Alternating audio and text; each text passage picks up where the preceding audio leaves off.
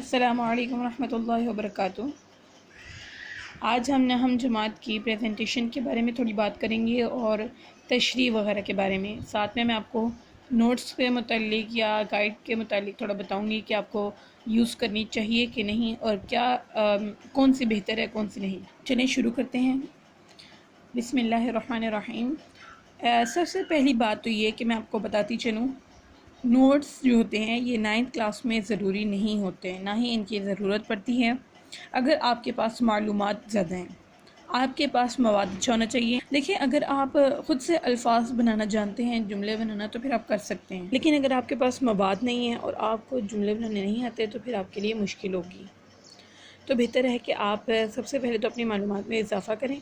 और नोट्स की हद तक जो बात है वो ये है कि आप इसके अंदर से हवाला जात ले सकते हैं या फिर गाइड ले सकते हैं कि हमें किस तरह जुमले बनाने चाहिए और हम अपनी लिखाई को किस तरह बेहतर कर सकते हैं।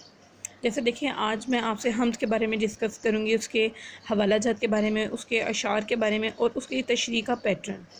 तो आपको पता लग जाना चाहिए। और देखिए, आप चाहे यूनिक के नोट्स यूज़ करें, चिप्स के यूज़ करें या ये शरह सरमाया उर्दू यूज़ करें। कई बच्चे ये यूज़ करते हैं क्योंकि इसकी वर्डिंग बहुत अच्छी होती है और कई स्कूल ये सजेस्ट करते हैं।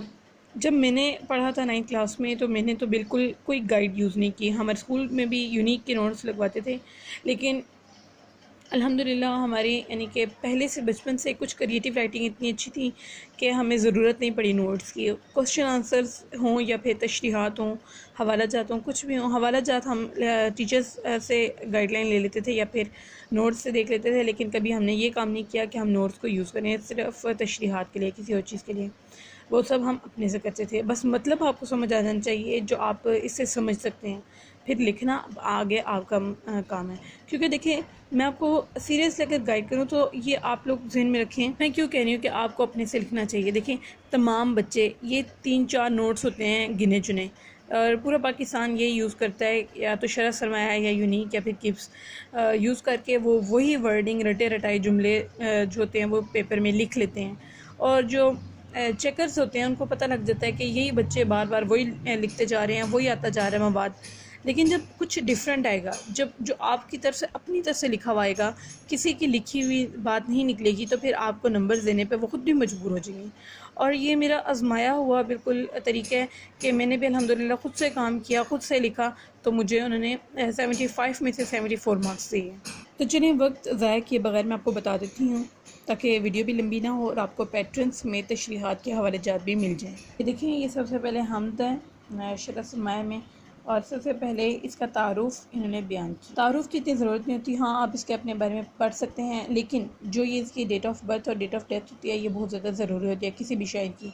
मौलाना अल्ताफ़ हुसैन हाली तो वैसे माशाल्लाह बहुत मशहूर हैं, इनके बारे में ज़रूर पूछा जा सकता है, तो आप ये अपने फिंगर टिप्स पे रखें जितने आप नज़म या गज़ल पढ़ेंगे।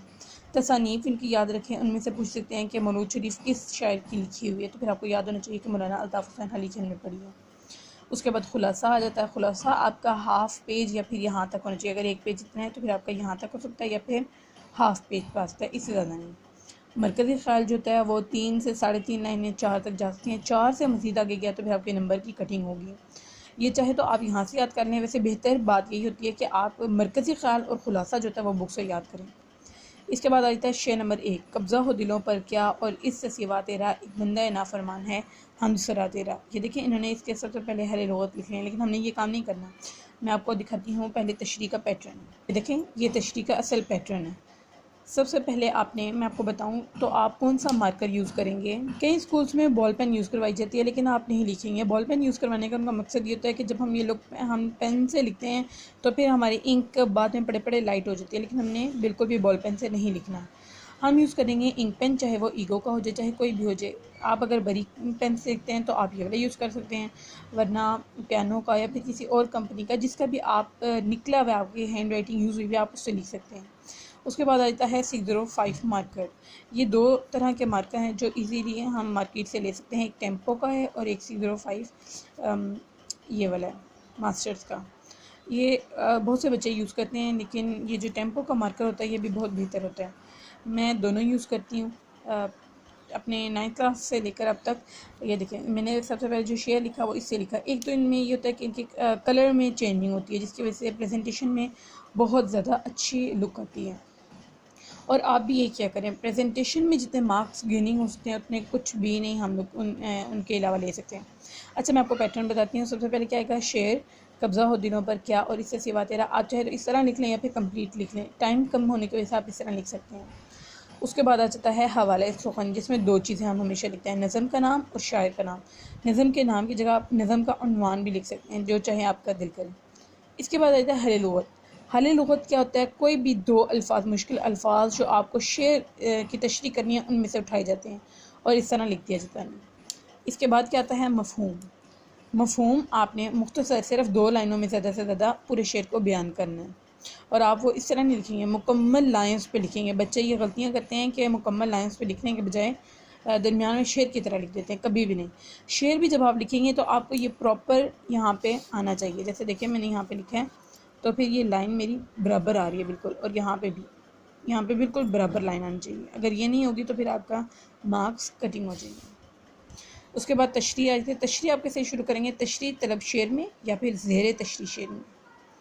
उसके बाद आ जाएगा, जैसे आपने तशरीह कर लिया, आप दरमियान में पहुँचे तो फिर आपने हवाला लिखना है। हवाले में चाहे तो कोई आप शेर लिख लें, चाहे तो जिस तरह मैंने यहाँ पे शेर लिखा है आप वो लिख सकते हैं, लेकिन ये किससे रिलेटेड होगा, जो शेर आपको तशरीह के लिए आया हुआ है उसी तशरीह जो आप लिख रहे हैं उससे रिलेटेड बात आपने करनी है। इसमें हम शेर भी लिख सकते हैं, कोई हदीस भी लिख सकते हैं, यहाँ पे कोई कुरानी आयत भी लिख सकते हैं। अब मैं आपको नोट्स के थ्रू हवाला जात बता देती हूँ ताकि आपको मुश्किल ना हो, ख़ासतौर पर उन बच्चों के लिए जिनके पास ये शरह सरमाया नहीं है, जो यूनिक यूज़ करते हैं फिर किप्स यूज़ करते हैं, तो फिर आपको यहाँ से भी मवाद मिल जाएगा।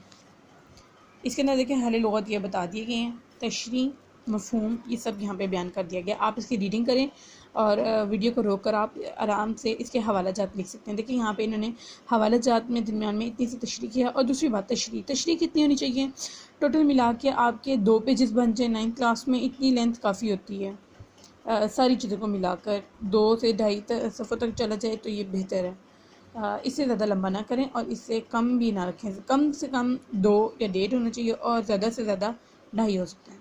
अब देखिए यहाँ पे क्या है, ये शेर भी हवाला जात में है, ये भी हवाले में है, और एंड पे उन्होंने सूरतुल मुदस्सर की आयत का तर्जुमा लिख दिया है। बेहतरीन ये तशरीह हो जाएगी अगर आप 1 से 1.5 पेज पे लिखेंगे और मफ़हूम और ये सब चीज़ों को मिला के आपके 2 पेज आराम से बन जाएंगे। इसके बाद आता है शेर नंबर 2। शेर नंबर 2 में हले लुगत भी लिख दी गई हैं, मफ़हूम भी लिख दिया गया है और तशरीह भी लिख दी गई है। इसके अंदर भी सूरत रहमान की आयत का फ़बी आला रब्बिकुम तुकज़्ज़िबान का तर्जुमा लिख दिया गया। चाहे तो आप आयत भी लिख सकते हैं अगर आपको आती है।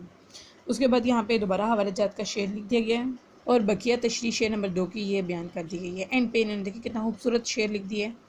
और इसके बाद आता है शेर नंबर 3, हले लुगत सारे, मफ़हूम और उसके बाद तशरीह शुरू कर दी जाती है। आप लोगों ने इस तरह नहीं करना कि डायरेक्ट आप हले लुगत लिख दें, क्योंकि हले लुगत अगर आप डायरेक्ट लिखेंगे तो फिर आपके नंबर कट हो जाएंगे।